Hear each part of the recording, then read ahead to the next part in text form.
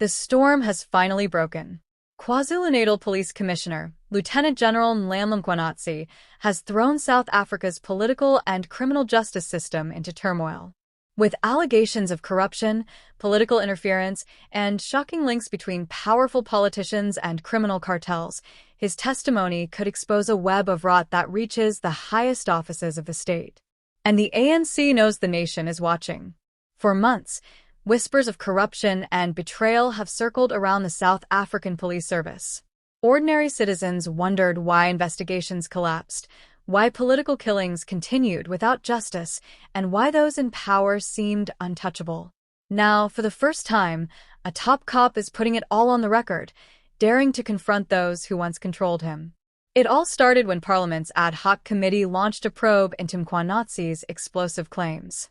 On September 4th, he confirmed that while he could not testify immediately, he will be ready to face the nation after September 24th. The reason? His current commitments at the Judicial Commission of Inquiry, another arena where corruption, political interference, and state capture are under the microscope. The stakes are higher than ever. The committee chairperson, Soviet Lekganyane, made it clear Mkhwanazi must be the very first witness. Why? Because his allegations are the very reason this committee exists. His voice is not just testimony, it is the spark that ignited a national investigation. Behind this commission sits a respected figure, retired Constitutional Court Justice Madlanga. Known for his sharp mind and unyielding principles, Justice Madlanga was tasked to lead what is now called the Madlanga Commission. It was meant to begin its hearings on September 1st at the Bridget Mbandla Justice College in Pretoria. But as fate would have it, bureaucracy intervened. The Department of Justice failed to provide the necessary infrastructure, delaying the start. For the ANC, every delay is a breath of relief. For citizens, every delay feels like justice denied. Yet the wheels are still turning. Lekganyane announced the appointment of 3 evidence leaders, Advocate Norman Arendse SC, Advocate Maria Moketsi, and Advocate Lerato Zikalala. Their mission is clear: to dissect every claim, every document, every WhatsApp message that Mkhwanazi has promised to reveal. And what a revelation it could be. During a blistering media briefing on July 6th, Mkhwanazi laid bare a shocking story. He claims to hold WhatsApp communications between Vusimusi Cat Matlala, a controversial businessman with deep ANC ties, and one Mr. Brown Magotsi, a known ally of Police Minister Sensom Chinu. The messages are chilling. They allegedly reveal Magotsi boasting about efforts to sway both Minister Sensom Chinu and Deputy National Police Commissioner for Crime Detection, Lieutenant-General Shadrack Sibiya. Their goal? To interfere in ongoing investigations that threaten to expose Matlala's empire. But the revelations didn't stop there. Mkhwanazi claims he holds proof of payments, money trails leading from Matlala Strait into ANC political activities. Not only that, but these funds allegedly bankrolled events from Chinu and Magotsi themselves. In a country where citizens march for food and jobs, the idea of dirty money fueling political campaigns cuts deep. Then came perhaps the most shocking accusation. Mkhwanazi insists that Chinu and Sibiya personally ordered the disbandment of the KwaZulu-Natal SAP's political killings task team. Why? Because the task team dared to raid Matlala's home in December 2024. Because it began to uncover dark networks tied to Gauteng's most powerful figures. Because it was too close to the truth. For many South Africans, this was the final betrayal. The task team had been one of the few units bringing hope to grieving families in KZN, a province scarred by political violence for decades. Its disbandment was a death sentence for justice. Mkhwanazi paints an even darker picture, a criminal syndicate running through the veins of the state itself.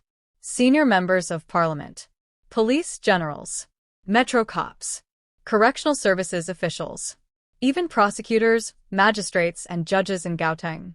According to him, all of them are linked, controlled by drug cartels and powerful businesspeople who operate above the law. If true, this is not just corruption. This is state capture by criminal syndicates. And if it reaches as far as Mkhwanazi claims, the ANC's very survival could be at stake. South Africans now ask, will he really testify? Will the evidence be produced in full view of the nation? Or will power and intimidation once again silence the truth? Did you expect a police commissioner to openly accuse ministers and generals of working hand in hand with criminals? How would your community react if this kind of explosive corruption was uncovered in your own justice system? The ANC is rattled. Parliament is preparing. And citizens are restless. Every headline, every leaked WhatsApp message, every new claim from Mkhwanazi builds the sense that something seismic is about to happen. But with the commission delayed and the nation waiting, time is running out. For those who fear exposure, every day is a chance to regroup. For those who demand justice, every delay feels like a cover-up. Meanwhile, the ghosts of political killings still haunt KwaZulu-Natal. Families of victims look to this commission with desperate hope. For them, this is not about politics or power plays. This is about closure, about truth, about justice long denied. If Mkhwanazi's testimony truly names those who funded political violence, shielded killers, and undermined justice, then South Africa could be staring down one of the most explosive reckonings in its democratic history. For President Cyril Ramaphosa, already battling accusations of weak leadership, the fallout could be catastrophic. If his police minister and senior officers are implicated, the ANC's promises of renewal will collapse in the eyes of the people. This is no longer about whispers. This is about hard evidence, names, payments, and WhatsApp trails. The kind of evidence that can shatter careers, destroy political dynasties, and possibly save South Africa's future. But only if it sees the light of day. And that is why all eyes are now on September 24th.